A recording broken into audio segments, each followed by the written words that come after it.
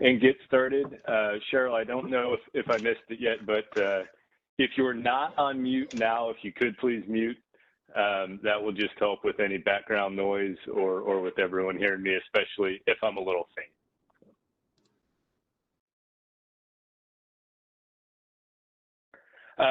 So welcome today. Looks like we have about 140 folks on here. So thank you for joining. Thank you for taking your time. I know budget passed last week, and I know that there are probably quite a few of us on here that have a lot of catch-up work and a lot of work to get to. So hopefully we'll be productive today. We did split this up into 2 sessions, one this week and one a week from today. Cheryl will get a kick out of this. It's not February 29th, it's March 1st.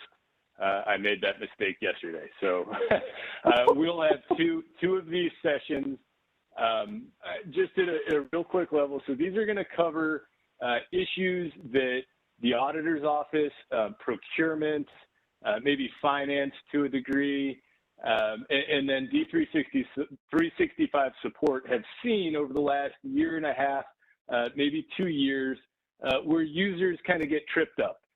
So these are tips and tricks that hopefully we can help solve some of these common issues that we see on the front end, just to help everything work a little bit more smoothly. Just see, I think you guys are aware, but there are currently 3 of us that support approximately 600 D365 users. There are about 1 or 1.5 folks, Sean, correct me if I'm wrong, they're currently supporting our vendor pool, which numbers into the thousands of vendors that we have. So it's a small team that is supporting a big operation. And if we can clean up some of these, Sean said it, 2 at this point. So 2 positions supporting thousands of vendors. So what the goal is today is to try to clean up some of these errors, which will just help everyone work, more efficiently and hopefully without a little more or more frustration free, if you will. So we're going to go through some D365 high level kind of overview issues. We're going to touch on budget reservations, purchase requisitions, and RFQs. So what I'll do is probably stop after each one. Like we've done previously, please feel free to make comments. Cheryl and Jody are going to be watching. So if you have questions or if I say something that needs clarification or I haven't said it correctly, say something. Cheryl will interrupt me. Sean and Brandy are here as well. They can interrupt me as well. But I'll stop at the end of each one of these and kind of pause for a second, see if we have any questions related to it specifically. And then we'll roll back and we'll do questions at the end as well. So again, we'll do D365 as an application, budget reservations. We'll touch on purchase requisitions and then also request for quotations. Again, these aren't going to be how to do these. It's going to cover specific kind of issues or little kind of toe stubbing areas that we're seeing with users in each one of these. So if we need more specific training, we have that available on the intranet site through the training gateway as well. And we're also going to be working on attacking training and support a couple different ways here in 2023. Cheryl, is there anything that you'd like to add before I jump in here? Nope, I don't think so. I think you covered it all. Okay, so primarily you're going to hear from me today for the content, but with us to answer questions and who've also contributed to some of the content is Sean Fouts. He's the city's procurement manager. Cheryl Reed is my office boss, dynamic solutions manager, and Brandy Pumford, sorry, I forgot your Y, is the director of accounting and operations. So the first thing I'm going to just hit on right away is for D365 support. If you need support for D365, if you've run into an error, if you have a question before you're getting started with something, the way it be done is file a desk ticket. So D365 issue should ultimately be entered into and route through tech desk by the users. The primary reasons for this is the emails can be tracked. So we're getting, hundreds of emails a day, and we might miss something that's really important. And if we miss your email, we're not going to follow up with it right away. It may take days for us to realize that we've gone over it.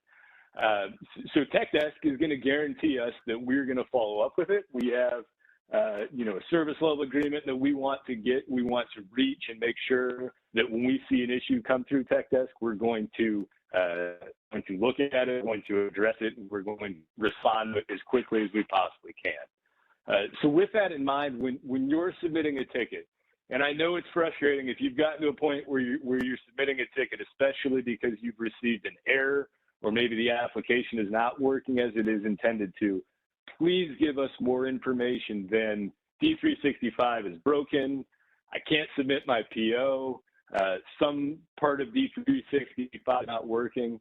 The best thing that you can give us is details. So if you've received an error message, make sure that you expand that error message, that you copy that for us, that we can see it. So not just your PO, but your PO number, what ledger account you've used. If you've used a GBR, make sure you give us that GBR. But the single most helpful piece of information that you can give us is a screenshot.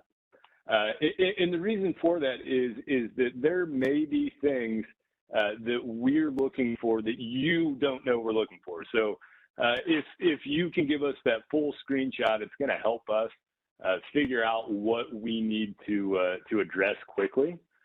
So that screenshot may reduce follow-up questions and any interactions that we have with you. We may just be able to come back and say, hey, based off of what we see, this is your issue. I just jumped out of the PowerPoint real quick, and I've opened up snipping tool. I think everyone should be familiar with this, and I do believe that this is already on everyone's work computer. So if you do a snipping tool, you can drag it and pull it down into your Windows your Windows toolbar. You can just open it up from the start menu, but it's the easiest way to just select new and drag and pull, and it brings it up, and then you can copy it, you can paste it into your email, you can save it, and you can attach it to your Tech Desk ticket. So that is a really quick way for you to help get a screenshot for us. And then I do say, the full screen. The reason I'm saying that, and I'll just jump into a browser here, is, we may be looking up here at the very top to see what your work path is. There's a couple different ways to do a couple different processes. You may be doing it in a completely different way than we think you are, or we may not be on the same page. So that just helps us get on the same page. I can't stress enough that the screenshot will be the most helpful for us. So real quick with D365, access and navigation. A really awesome thing with D365 is that we do not need to be connected to the city network via a desktop or a VPN in order to access D365. The URL that you see there is all you need to enter into, I would recommend Google Chrome or Microsoft Edge. And then you're going to use your columbus.gov email address. And I say that in most cases, if you're a police, if you work for police, if you work for the courts, you're going to have a different email address. You could have a different email address. Your D365 password is the password that is associated with that email address. D365 does not have a unique password. We cannot control it. We cannot reset it. We cannot help you update or change it. So your password that is associated with that @columbus.gov email address is required to be changed every 90 days by DOT. Again, that is not something that we can assist with. We're just aware of that time frame and about the time that it's occurring. So oftentimes when we get, we're locked out of D365, we can't get in, something like that. I would say 75% of the time, it's because your @columbus.gov email, account password recently changed. if you ever see this screen here where it says enter your password and it has a prompt that says reset it now, this does not work. It does not go to DOT. It doesn't help with a tech desk request or anything like that. So this is not going to help you get your password reset. The best thing to do is file a tech desk ticket, but you're asking DOT to reset your @columbus.gov password. So it's not a D365 specific password. Just remember that, please. So a little different, and this isn't necessarily application-wide, but this is for a number of documents that you're going to have within D365, and it's workflows. So when I say documents, I mean budget reservations, ALEs, purchase recs, purchase orders, invoices, and workflows are used in D365 to basically route those documents to the proper groups for approval, or through conditional steps to make sure that your documents meet a pre-required set of steps that have been agreed upon to reach its desired state, whether that's an approved purchase requisition, a confirmed purchase order, a posted invoice. For instance, like a conditional steps may include, and we're going to hit on catalog purchases because I think that is far and away probably the highest number of transactions we have in D365. But when you do an acquired catalog purchase, that follows, we call it, and some users we've referred to it as the happy path, where when you complete a acquired catalog purchase with a purchase requisition, it is going to go through conditional steps, not approvals, just conditional steps. And if it meets all of those conditional steps, it's going to produce a confirmed purchase order for you. I've listed the 4 main ones there. I'm going to go over them in a little more specifics down the line here, so I'm not going to cover that too much right now. Another conditional step may be funding source and or amount.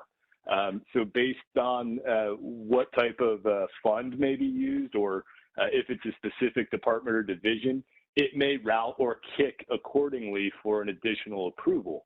An example of that is for this upcoming year is we have a new conditional step for food purchases, food and catering purchases. So based on your ledger account used, a conditional step will require an additional approval.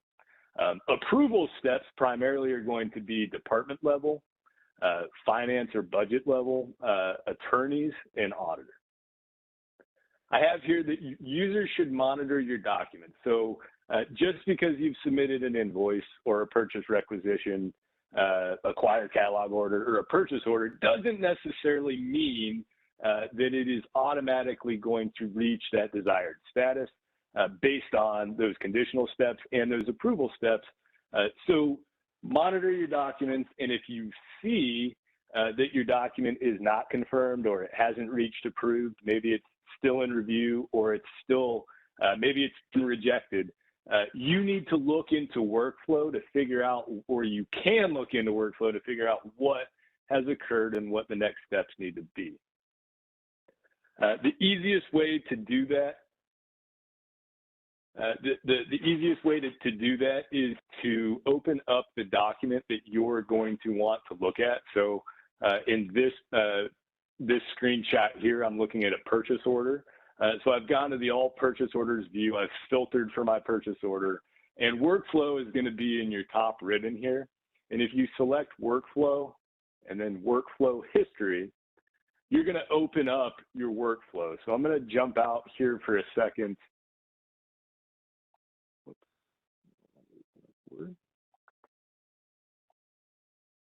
And I'm going to jump into D365 here. So I'm looking at PO 367449. It's been rejected, and I want to figure out why it's been rejected. So I'm going to go up, and I'm going to, so because I have the ability to resubmit it, I could also recall it. In this case, I need to go down to more, and then I'll get to my workflow history.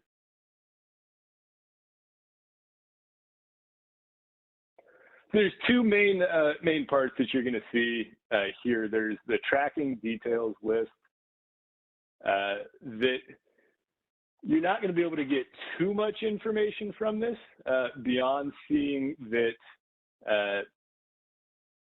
your document has been rejected. You do have the comment over here that you could scroll over to and get why it was rejected.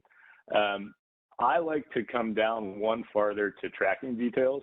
I think it's a little cleaner and it's a little easier to get the information that you want. You know that your document's been rejected, so what I'm looking for is to see where my work item was rejected. And if I highlight my work item rejected, I can see the comment was missing quote, please attach and resubmit. So you're not always going to be able to figure out why your document has reached a rejected state or why it may still be in review by coming here. But this can really help solve, I would say, probably half of your workflow issues by coming in here. Approvers, I know the auditor's office is going to be using comments. So if it's been rejected by the auditor's office, please come and look in here.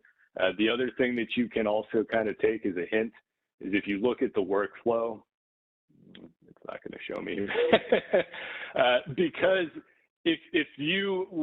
because I have myself in this line and some things, you could see who has rejected or performed the last action, which would give you an idea that it could be the auditor's office that has done it.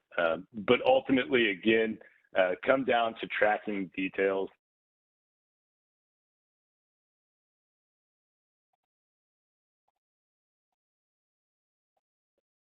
Come down to tracking details, look for work item rejected, and you'll be able to find your comment.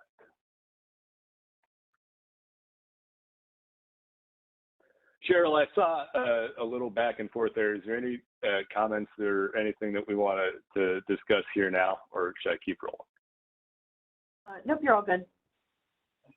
Okay.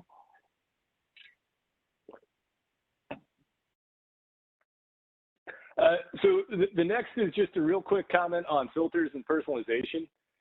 So we do get a number of reports where users may report issues with missing records or saying that your grid's not returning any results. There's going to be two primary reasons for that occurring. There's two ways to really filter a grid or like your all purchase orders view. You can filter that with the filter box, which sits above the grid, or you can filter it on individual columns within the grid. So if you use that filter box for your default search, it is only going to search on one column within that grid. Now, for all purchase orders, the default is going to be purchase orders, but it's easy for it to get moved off of purchase orders, and I'm going to show you that here in a second. The second is usually that a filter has been applied to a column within your grid, and that is causing, it's being filtered, and you're not getting any results because that filter has basically, it's conflicting with whatever you're trying to find within your search. So two kind of tips or two ideas that you have a filter on is that next to your view name, there'll be an asterisk. That will say something has changed within the view that you're looking at. And then two, there's that little kind of half hourglass kind of arrow there that will sit on the column that is actually filtered. So this is the filter box. So the filter box that sits above, and it sits above your all purchase orders view. And if you come in and you start typing PO, let's say you're looking for 366-500. If you type PO 366 and you don't hit enter and you just hold on for a second, what's going to happen is it's going to display this menu, and that menu has all of the columns that it could possibly be searching on. You'll see in the red box there's a check mark next to purchase order. That means it's searching on purchase order. Now, again, this is for, begins with, I believe. So if you just type 366, it's probably not going to get you any results on purchase order. You're going to want to start with PO. Now, the problem occurs is if you go to search and you hit PO 366, and let's say you hit enter and you get nothing. It says, we didn't find anything to show here. If you reload the page or you come back in here and you try again and you hit PO 366 and you don't hit enter and you let this menu show up, you may find that the check mark is not next to the purchase order. That is going to, so now what you're looking for is a vendor name that begins with PO 366. That's why you're not seeing any results here. So if you're having an issue finding any results within a grid and you're using the filter box, make sure that your default search or you're filtering on the proper column that you want to filter on. So again, the other way, and this is my preferred way to search, is to actually search on the column itself. And if you search on the column itself, and this can get, this kind of, I don't want to say it gets stuck, but if you're in the all purchase orders view and you search for a specific vendor, and then maybe you go to budget analysis in the same session and then you pop back to all purchase orders, it may still hold it. It shouldn't, but it may still hold this filter on the column. So if you filter on a column or you come into all purchase orders and you're not seeing anything here and you're not using the filter box and you generally filter on columns, check your columns for the fan. For all purchase orders, our standard view is COC standard view. If you see an asterisk up there, that means that there may be a filter on or something has changed to that standard view that could be causing the filter or this to not return the results that you want. This is just a shot of if you drop down on an individual column and you can search. So basically what I did is I had put vendor account PO 366. That's why I wasn't getting any search results in all purchase orders. If I clear that, I'll end up getting all of the POs to populate in my grid then. So this is around budget errors. So we get a lot of budget error messages. Hopefully now that the budget is here, we won't see them for another 8, 9, 10 months until we get to the end of next year. But when you encounter budget errors, and this is going to be specifically for, let's say, PRs and POs for the most part. These could pop up on invoices, but let's say PRs and POs, this is mostly what it's going to apply to.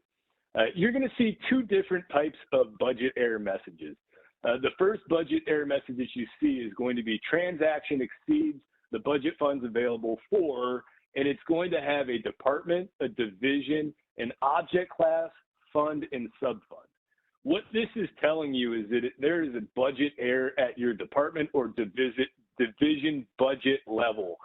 It doesn't matter if you have a GBR that you're referencing on your PO or PR and that GBR has available funds. It means that there's something occurring above that, right? So it's occurring at the budget level. So if you're going to file a ticket, you know, this is the information we're looking for. The fund division, I'm sorry, the department division fund, department division object class fund and subfund, that will help us further diagnose what the issue is, you know, at this point. So for this screenshot that you're seeing here, I went over the budget purposely at $400,000 in there, knowing that it wasn't available to try to trigger this error. The second error that you're going to get is the transaction exceeds the available balance of the line for general budget reservation, whatever, BRPO, in this case, 002025, you know, ACPR, BRPR, whatever it is, it's going to tell you a specific GBR. And when it tells you that, that does mean that it is related to your specific budget reservation. So there could be other draft documents that are open and that are currently kind of pulling on or holding budget that you don't realize. Maybe there isn't budget available on a GBR that you thought was there, right? So when you see this or the specific GBR, what you can do is go look at the relief details for that GBR. You can go look at the financial summary for that budget reservation to see where the funds are available or what the issue is, with that specific document. I'm going to come back to this previous one here. So if you see this error, if you're not a fiscal manager, you're not familiar with budget analysis, this would be something that you could share with them. Hey, I'm not able to process this PO because, I'm getting this error. I will say this. So I know a lot of us, we kind of have a sole focus, but if you get this error is stopping every transaction that's occurring for your department and your division. So it's not just you, it's all your coworkers, it's everyone across the board there. It's not just POs, it's PRs, it's invoices. So if you get this error, this is one we want to make sure we get resolved quickly. If you get your GBR error, that's related to your specific GBR. Sticking with budget reservations, we get a lot of tickets for budget reservations do not appear in the list of available GBRs to add to a PR or PO. So you created a PO. You should have a GBR available in that list, and when you go to try to add it, you don't see it. There's really a couple main reasons for that. The first thing you want to do is check the start and accounting dates on the GBR, but also your PO or your document, PR or PO. What needs to happen is that your PR or your PO need to be created after the GBR start date. So start date and accounting date. So if let's say you created a PO a week ago and you were waiting on a BRPO to be created for you, and it finally got created, and you didn't update your PO accounting date, it's not going to show up. So this is the number one reason why your GBR isn't showing up. Check your accounting dates, both on the GBR and then on the document that you're trying to apply it to. Make sure that that document that you're trying to apply it to has a newer accounting date or a more recent accounting date than what your GBR is. So that way the GBR will populate in the list for you.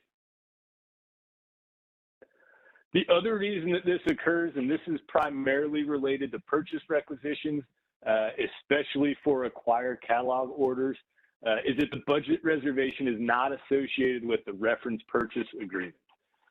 Again, so this is primarily going to be acquire contract order. So each acquired contract order must have a purchase agreement, and then the GBR must reference that purchase agreement in order for it to follow kind of that happy path that we talked about, where you're going to get a confirmed purchase order from your acquired catalog order.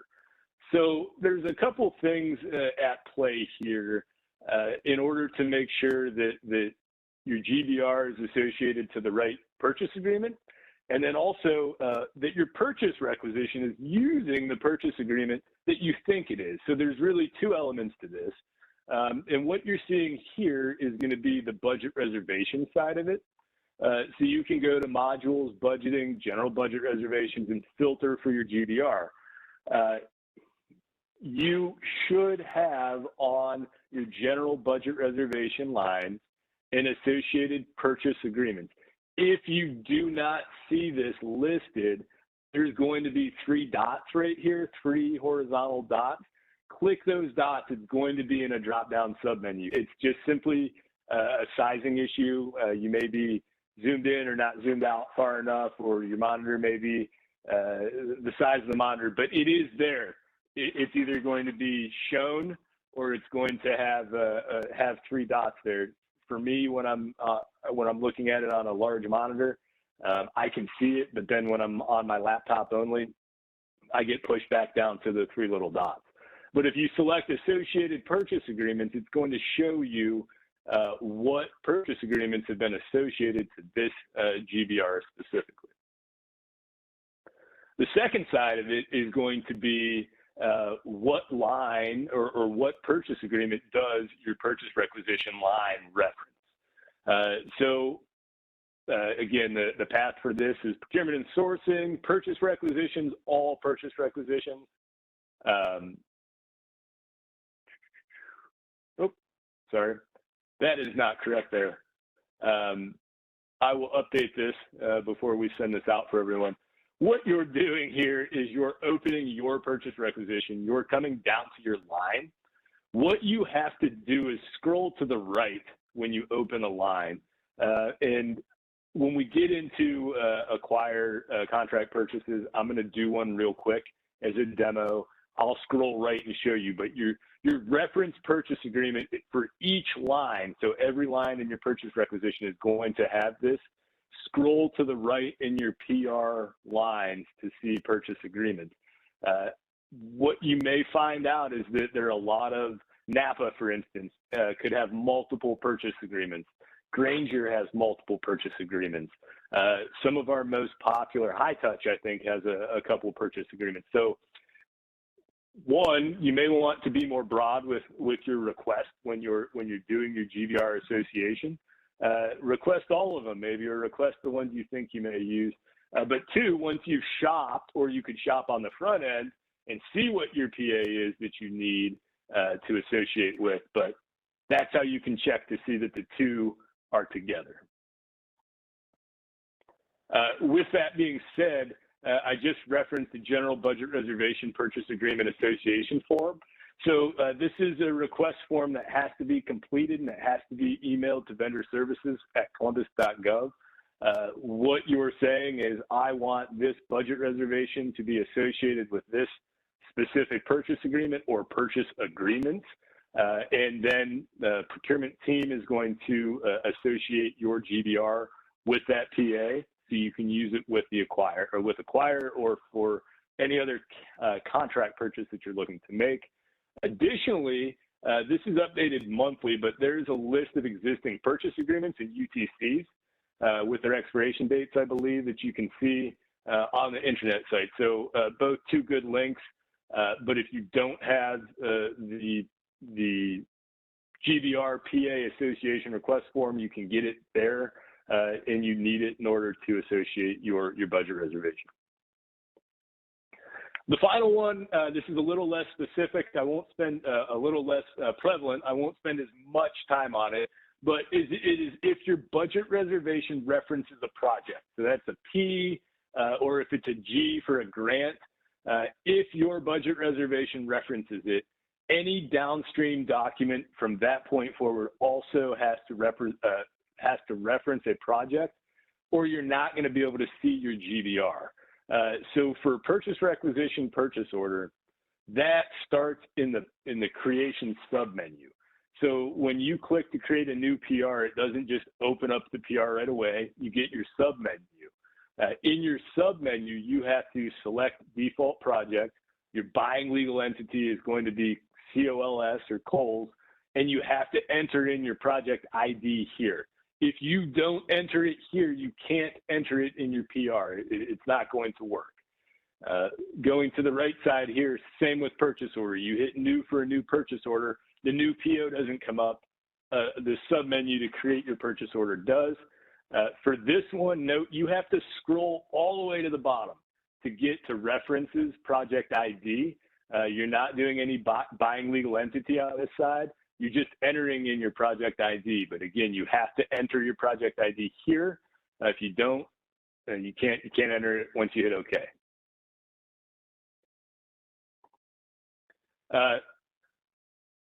I'll take a quick break. Cheryl, that was all the D365 kind of just whole level views. Is there any questions? Do you or Sean or Brandy have any comments, or Jody, just at a high level for kind of anything we see with D365 or users? Do you have any questions related kind of just at a high level there?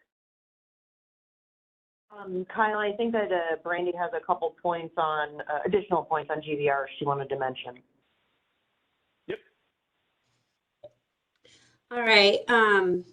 So first I wanted to go over reservation titles. We do need you to put your department and the description, what the GBR is, start dates and end dates. If it's operating budget, We will be changing your end date to the following March of 3/31.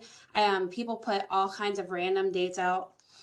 Other problems that we see are missing financial,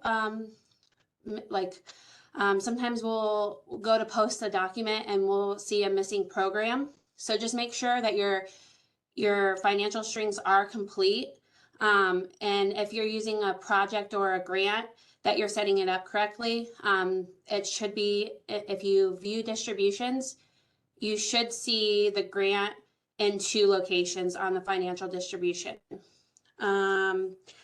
BRPOs, we have kind of gone away with BRPOs. I'm not saying that we won't approve them, but you need to reach out to Shannon Antonelli Romine or I before we're not just going to go ahead and approve a BRPO.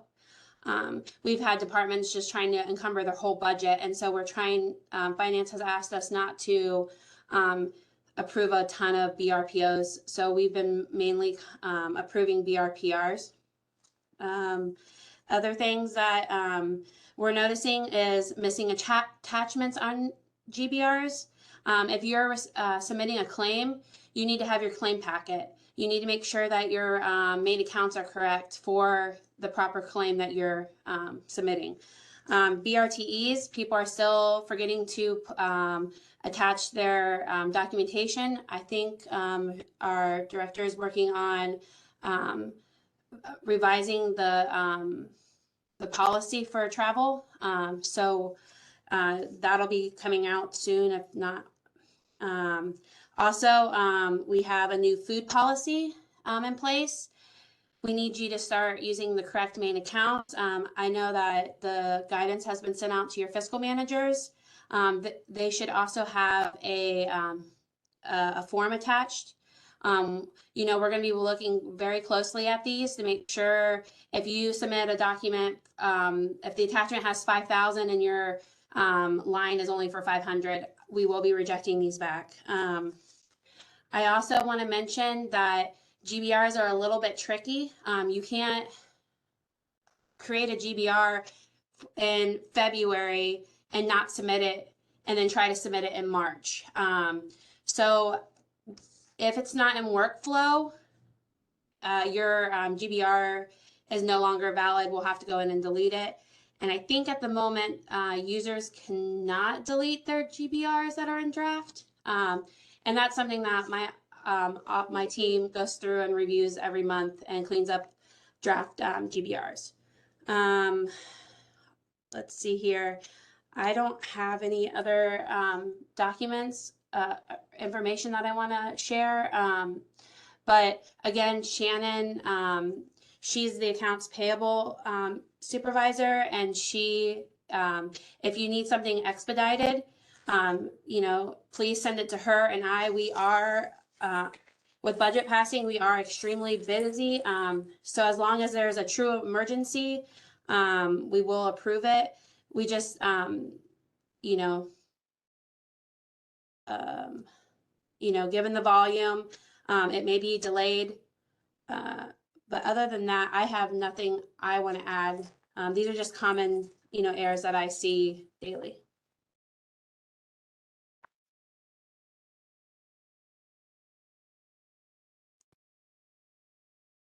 Okay, and I'll work with Brandy on that, and I'll get a couple additional slides in there at the end of this GBR, or at the end of the budget reservations there, that mentions those.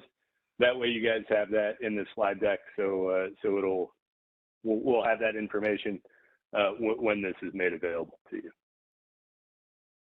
So we're going to move into purchase requisitions. I apologize, I kind of just rolled right into budget reservations there, so my apologies. We'll stop after purchase requisitions and get any questions we may have here. So purchase requisitions, this is going to focus a decent bit on acquired in some of our contract purchases, and again, that's because it's probably the greatest volume of transactions that we see in our system.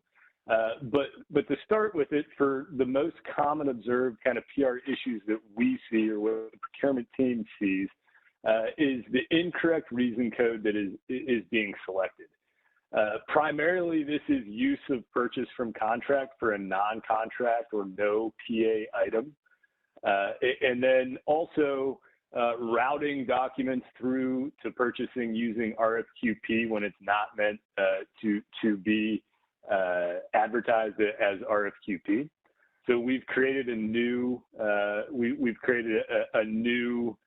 reason code that we can use that can help get some documents where we saw that there was a reason for RFQP being used. So in the table below, I've highlighted the 4 kind of primary reason codes that get used the most. The other ones listed here, I have said contact procurement prior to use because you're going to need to follow specific processes for each one if you want to use that as a reason code for your PR justification. You can't just jump in there with them. So follow up with procurement before you would start doing that. But purchase from a contract. So reason contract, purchase from contract. This is your acquire catalog purchases. Largely, we have tried to move away from internal catalogs. However, there still are a few internal catalogs for individual departments or divisions. But that's the primary reason, or that is the use for purchase from contract for acquired catalog purchases.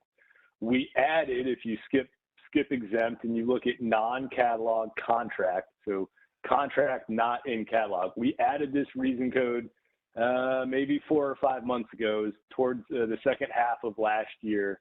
And what this allows for is to reference a purchase agreement for a reason that it can't be or is not in acquire in a catalog. So this could be the item is missing or recently needed to be added.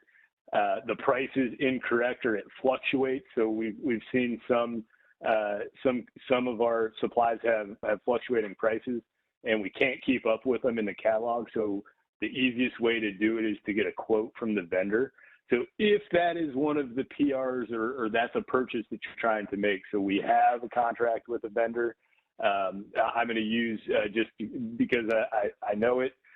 For instance, like golf pesticides, right? We have purchase agreements with golf vendors for pesticides, but the pricing is changing. So if they get a quote, so if Recreation and Parks gets a quote from that vendor, they can then create a PR and use the reason code non-catalog contract, not in catalog. That routes to procurement. So procurement will then see that. They're going to make sure that the purchase that they're trying to make fits into the purchase agreement, and they will process your PR to a PO for you. The next one is RFQD, purchase through department, pretty self-explanatory. So this is supplies less than 5,000, or this is for services. There's RFQP. So this really should only be used when you are looking to put your PR into procurement's hand for supplies greater than $5,000. That using these 4 kind of correctly, using these correctly is going to make sure that your PRs go through as quick as possible and as efficiently as possible, but it's also routing them to the proper individuals within procurement or within the workflow, kind of as we discussed earlier, to make sure that they're seeing it. Hey, Kyle, can you go back? Yep. Can you go back 1 second? Just a clarification on this contract not in catalog reason code that's been added. Procurement wanted to make sure that we clarify that, this is for use with purchasing UTCs or purchase agreements. This is not to be used with departmental purchase agreements.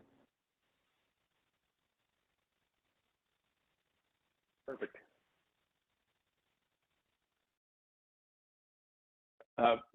Moving along, so most common observed PR issues that we're going to see, attachments are probably going to be the number one, and this is missing quotations and or supporting documentations.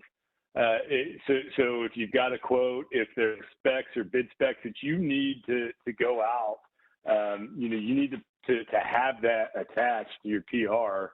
when it makes it to procurement for them to advertise for you. So, you know, either on the front end or on the back end, we need to have all of the attachments that are necessary in order to move the document forward.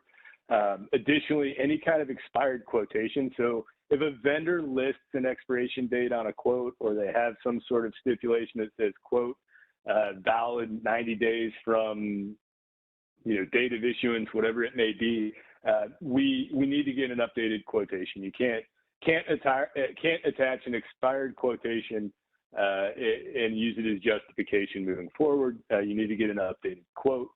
And then the other thing is that your attached quotation does not match the PR lines. Whether this is maybe you just made a mistake, so you know, you missed a zero, or you know, it just didn't have the quantities right. But also, if you have, let's say you have a quotation that has 5 lines on it for, you know, 5 different you know, specific items, we can't combine that into one line and then, you know, in one price. So your attached quotation needs to match in your purchase requisition lines as well. No purchase agreement reference for contracted purchases. So as we'll see in this, I think the next slide or 2 slides down is, you know, to get if you're doing a contract purchase, whether you're doing it through Acquire or you're doing it through that other reason code, you need to have the PA listed if you're going to use the contract as justification for the purchase. So one major one that we see is that you have a missing, incorrect, or default vendor that's referenced in your purchase requisition. So we know this is probably maybe the number one maybe gripe from users, is that when you create a PR and you enter in a procurement category, it's going to populate a default vendor and purchase agreement in your purchase requisition for each line. We can't get rid of it. It's kind of it's the intersection of functionality that we want within our system, and it's something we have to put up with. So we can't get rid of it. So we need to be really cognizant of removing the default vendor when creating PR lines. It's not the end of the world if we don't get that vendor removed before we move to an RFQ, but it is really helpful to get it out there. It's good to get it out from the start. The other thing is ensuring that the correct vendor populates from an RFQ or a catalog purchase. So especially with an RFQ, if you're reviewing bids and you're awarding bids, we want to make sure that the vendor comes over and populates properly. We want to make sure unit price, net amount, all of that looks good and matches the bid that's been received and accepted. So, and as I mentioned, you know, change the PR line to the correct vendor before sending to procurement. So if you miss getting that default vendor out, or the vendor that you're looking to award to is not on that PR line, we can pull that PR back to a draft status. We can work to correct the vendor before it moves on to procurement for review or processing for a purchase order. It gets more difficult to correct the farther downstream it makes it. One of the other issues is using a procurement category that is too broad. So you simply cannot use the City of Columbus UNSPSC procurement category. That is what we call all of our UNSPSC procurement codes. That's what they're housed under. You cannot select that. So the hierarchy kind of goes segment, family, class, commodity. The lower that you can go, so farther to the right, getting down to family, class, or commodity, you know, I think the more specific, the better. Segment is going to be kind of the highest level that you can go to. Sean said don't use segments, so let's keep it at family, class, commodity. I will remove, actually, I'm going to do it right now.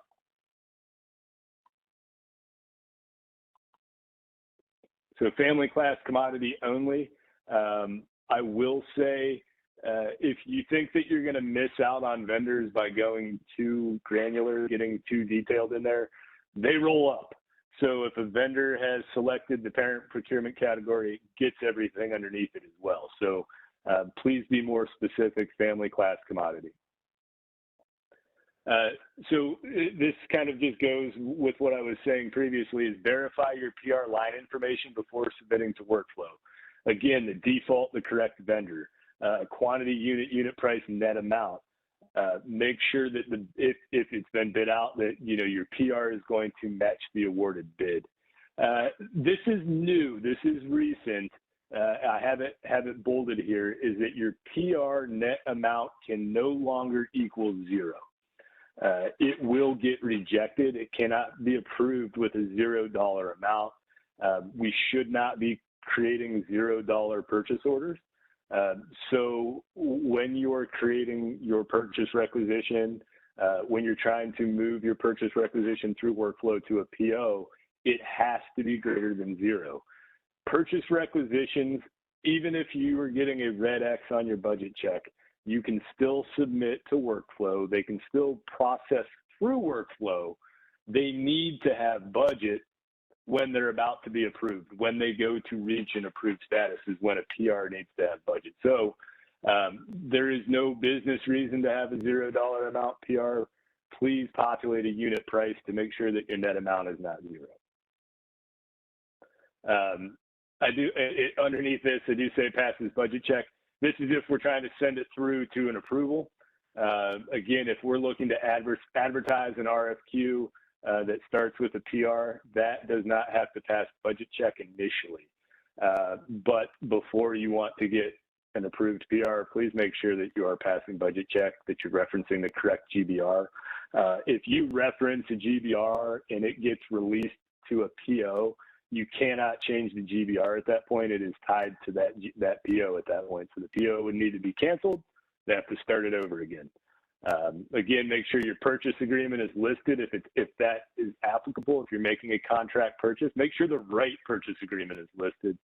And then, as we discussed with the accounting dates, but make sure your accounting dates are valid.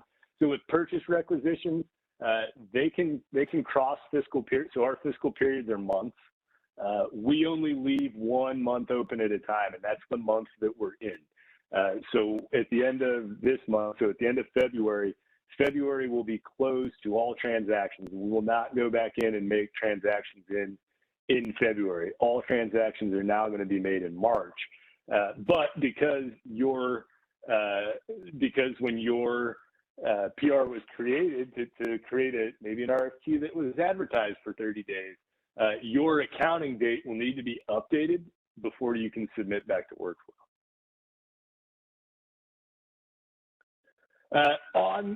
With accounting dates.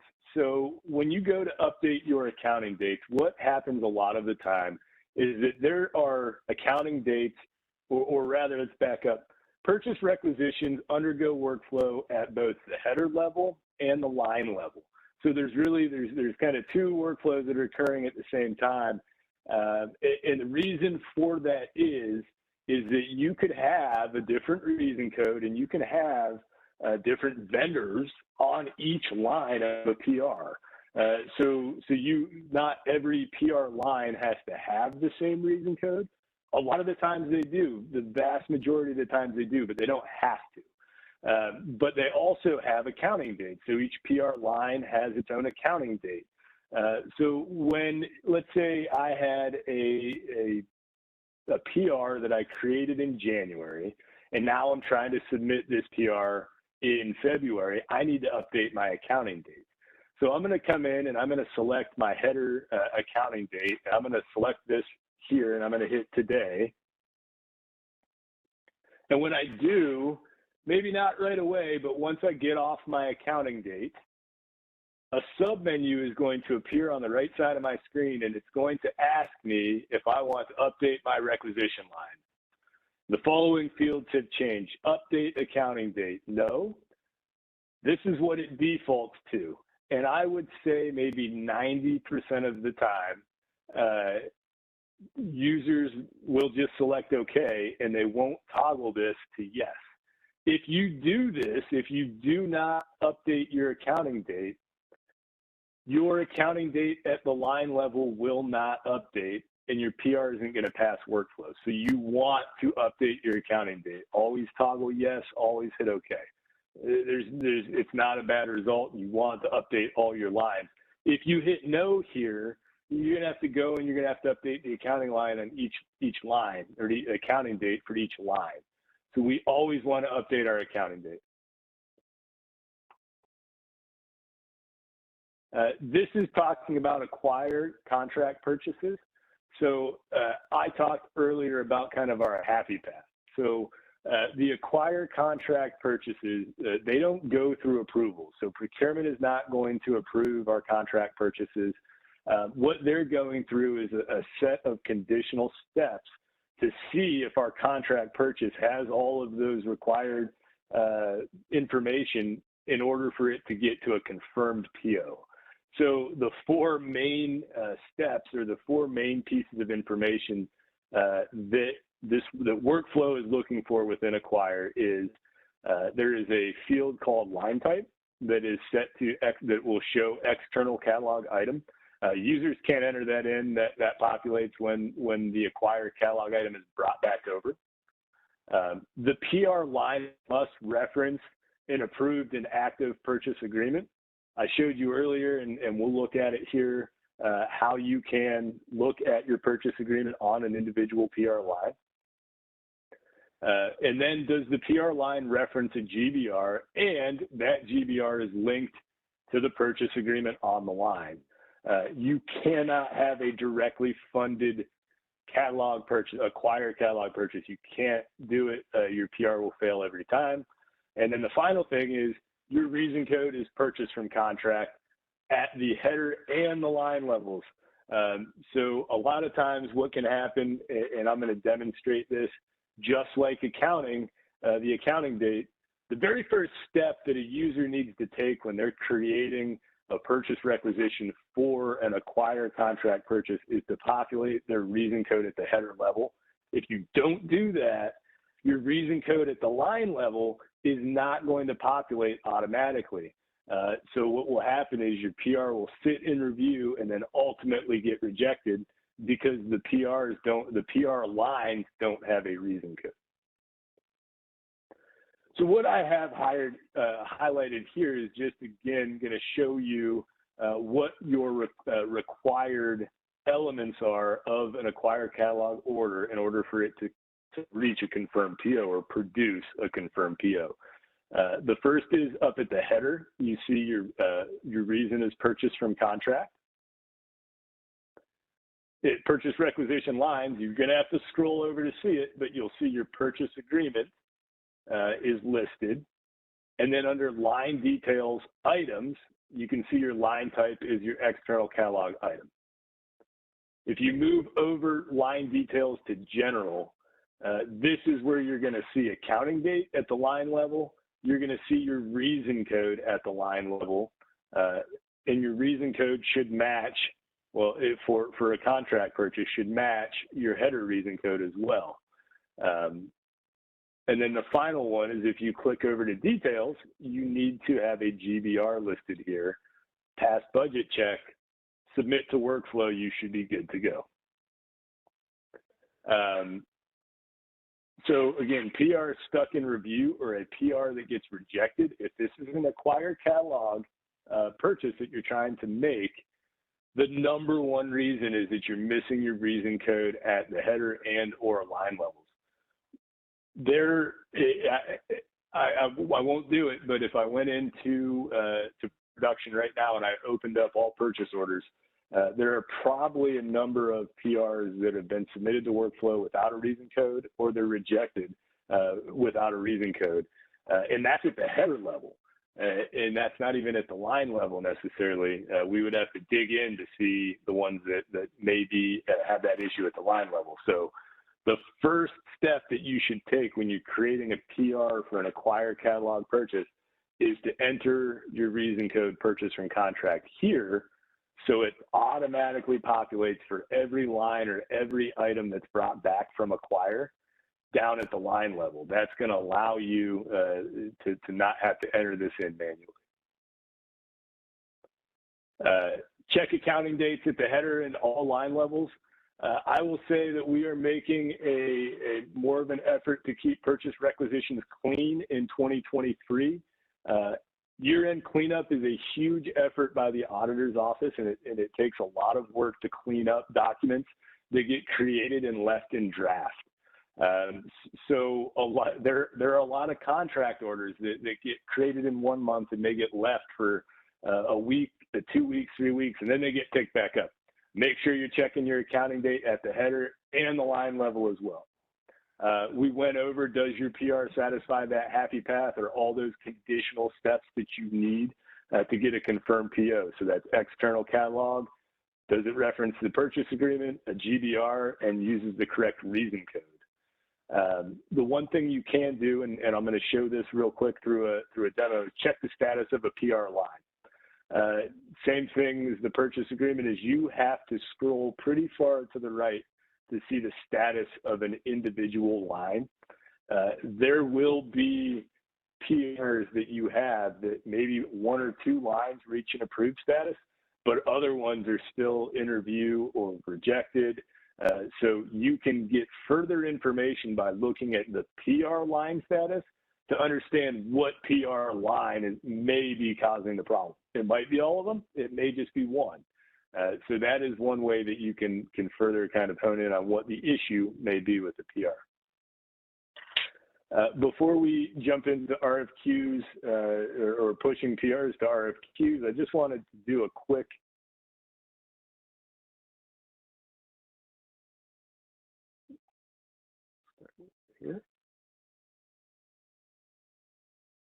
Just going to do a quick catalog purchase here with Acquire and just demonstrate kind of those accounting dates and demonstrate real quickly how, you know, those kind of stubbing points with accounting date and reason codes. Cheryl, while we're maybe waiting for this, I kind of covered a little bit and I think I saw a good number of back and forth. Are there any questions around I guess specifically Acquire catalog purchases? Not specifically Acquire per se. However, as you're doing your demo, we have a question about when creating a PR, is there a way to see the total amount of all lines on the PR without having to bump it to Excel and auto sum the line amounts? And so absolutely there is. There's actually a couple different ways you can accomplish that. So if you can share that as you do your catalog demo as well. Yep, absolutely. And then I do have one more question while you're starting that, and this may be, well, maybe it is a question for procurement. So let me know if we can answer this on the call or if we need to follow up. The question is, can you please demonstrate the current process for AT&T Centrix long distance? Is this an internal, external catalog still? And so I think Lori and Sean, I know both of you at least are on the phone. Is that a question we can answer now, or do we need to take that as a follow-up? I would have that followed up, Kathleen. I don't know the exact process we use right now on this. I will say Centrix is an Acquire, okay? So there is no more telephone services internally. I'm not going to demonstrate it for you now because I don't want to mess it up in front of everyone. but they are not. Those are in Acquire. That happened probably a year ago.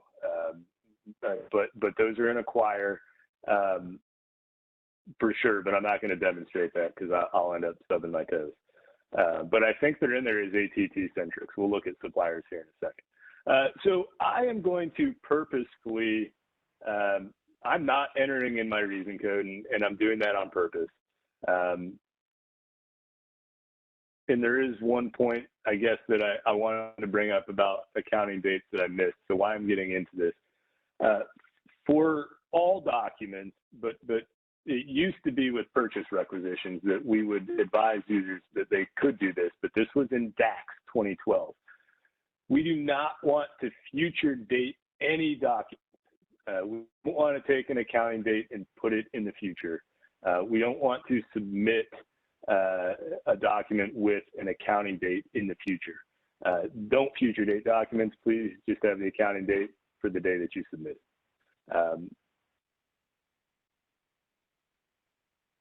And I say that because I'm in a future data document when I bring this back, but I'm going to do it to show you the accounting date change, and that is why.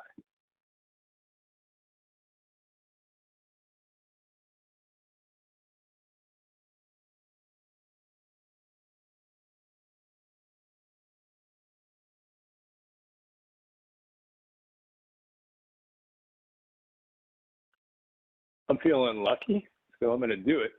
So I do believe that this is going to be where your AT&T is going to be. So you will select Browse Hosted Catalog. You're going to select your little kind of looks like binoculars.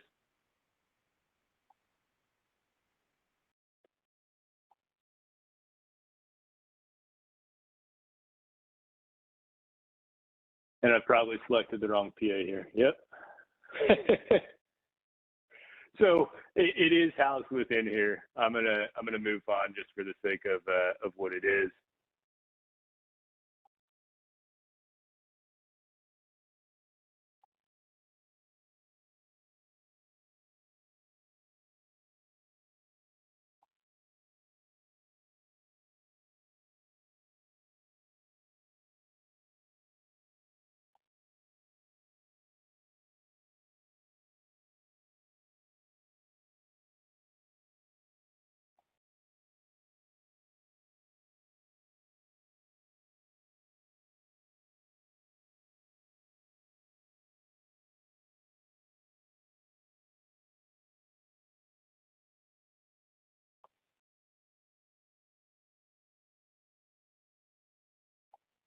Why that is verifying.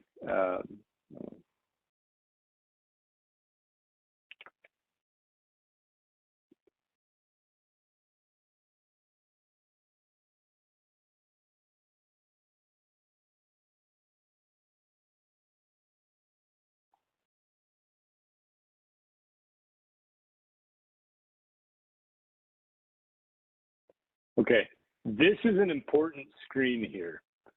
Now, unfortunately, I can't reproduce one of the errors that we do receive a good amount of time. And one of the errors that we're going to see is it's going to say that your procurement category is not active or it is not,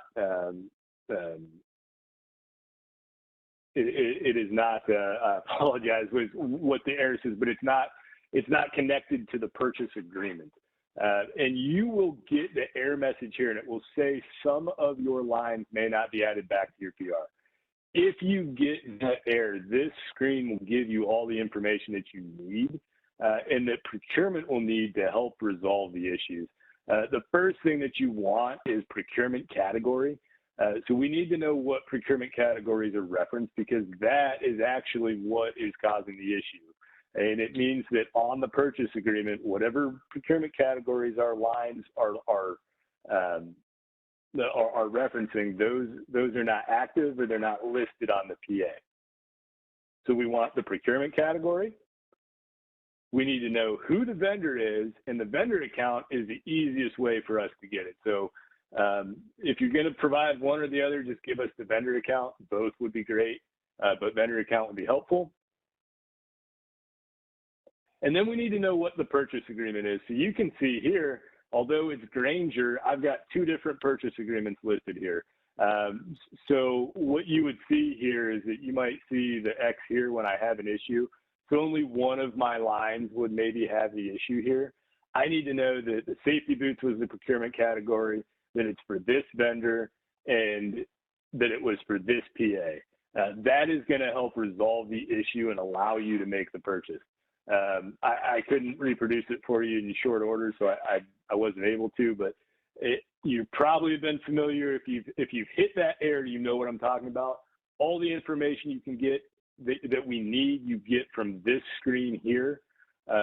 So we need purchase agreement, vendor account, and we need to know what the procurement category is. Since neither of these had that error, they'll both come back over to my PR. Kyle, However, I apologize. As you're bringing those your purchase requisition, can you also demonstrate for a user how they would check the budget for all lines at once versus having to check it for one line at a time? Sure. Yep. So just wanted to demonstrate. So I came back in. I realized, oh, I didn't put my reason code in there. So I go and I select purchase from contract. Now when I click out of it, and maybe I'm going to try to come down and start adding some funding.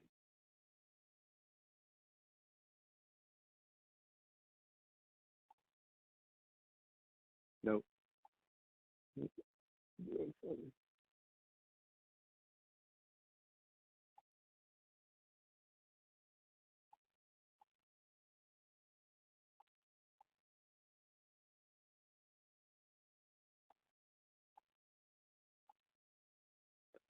In some ways, I feel. Just click into your lines. Yeah, but it already passed it up.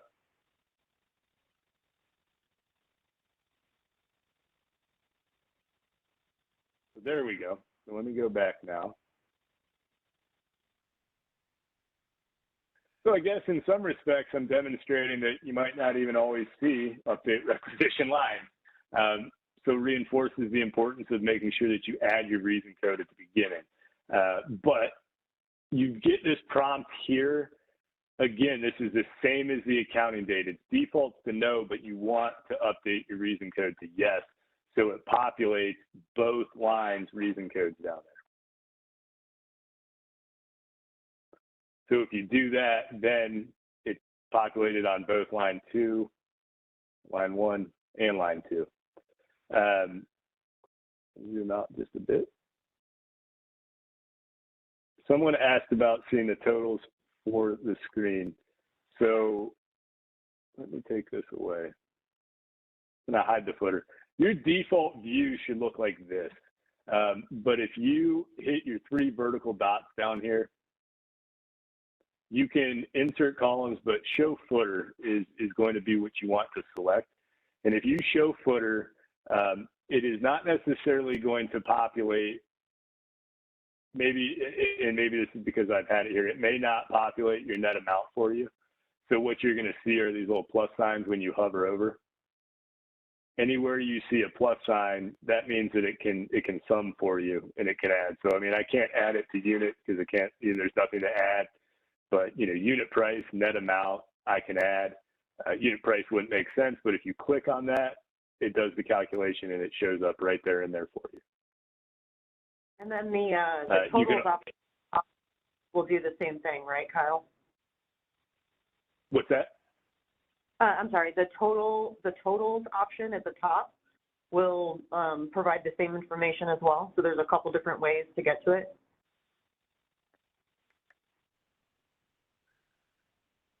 Yep, under the summary, there you go. So there are the 2 ways in D365 that you can grab it. Otherwise, as stated, you could export to Excel, but much easier to get your net amount that way. So I'm going to add real quick. I'm just going to add 2 budget reservations.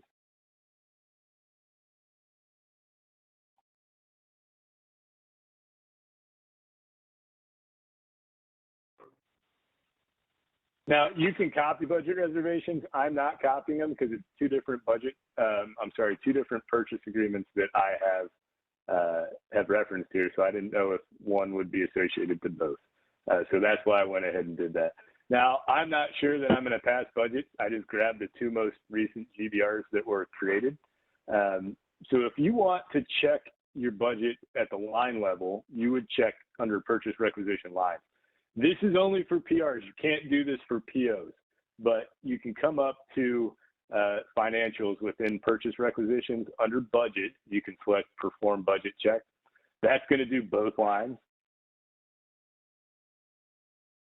And you can see both lines turn valid there. So I did have enough. I had budget on both of those, luckily. So I've got budget. which I guess I should have put in your stipulation. For an acquired contract purchase, obviously, you can't get a confirmed PO without budget. So my PR has budget when I'm about to submit it. I see my purchase agreement is listed. I've got a GBR. My purchase from contract is there. My purchase from contract is at my line level. I should be able to submit this, and it's going to turn into a confirmed PO.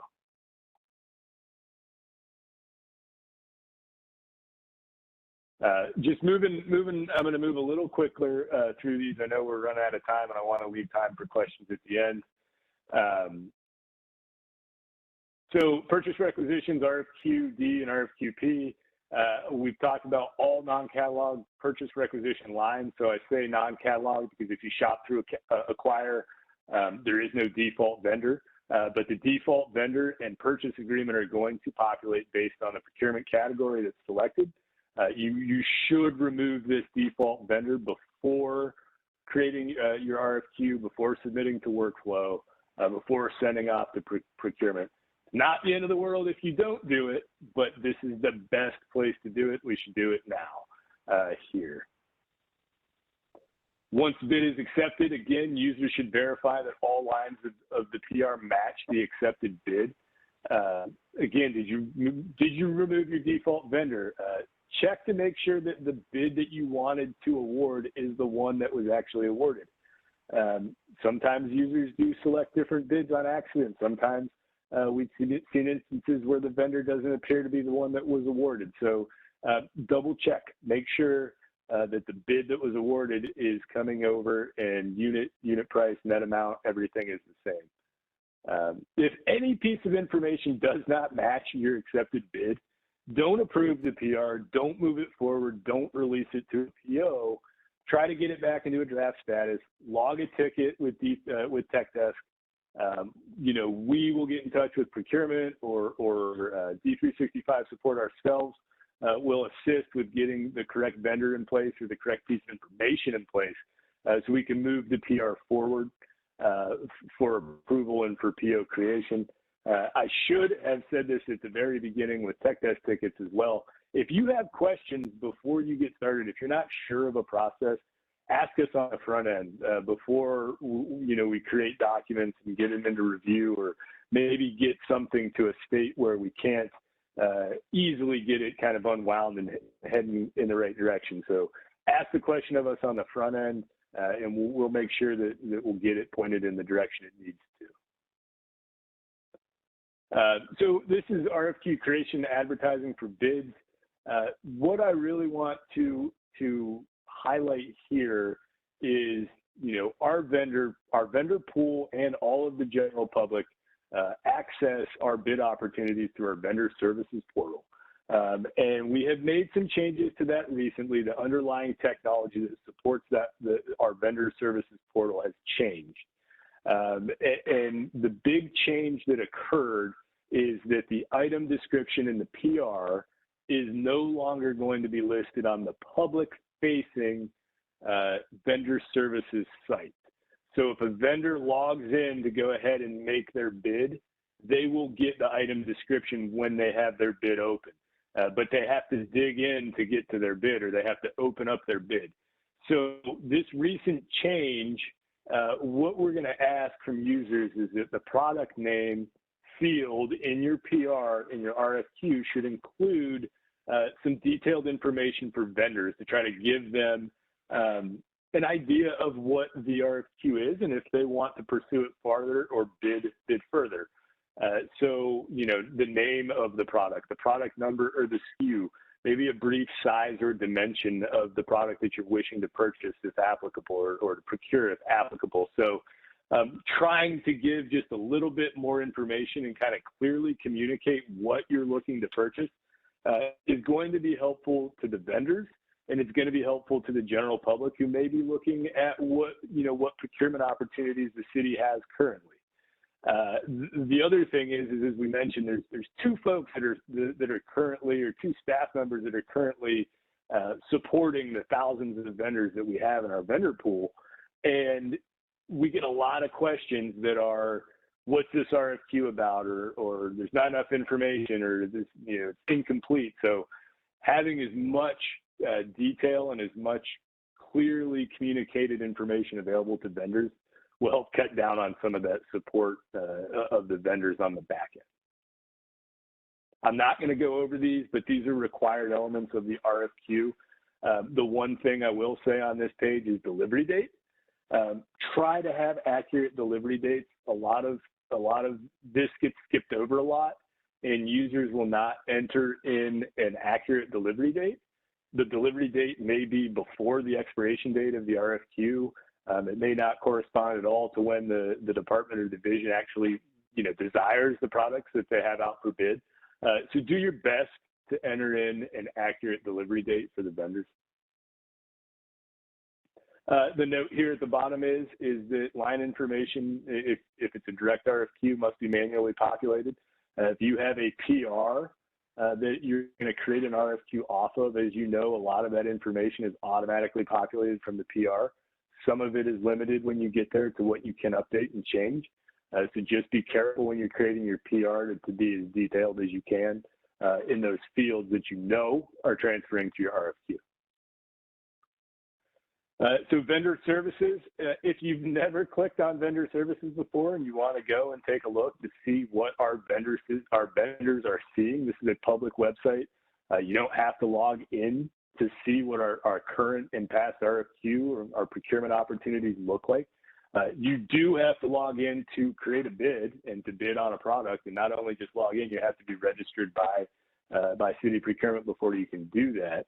But if you have a few minutes, I would say poke around on the vendor services site just to see what information is there, what vendors are initially seeing, and what's drawing them into the city to bid on our opportunities.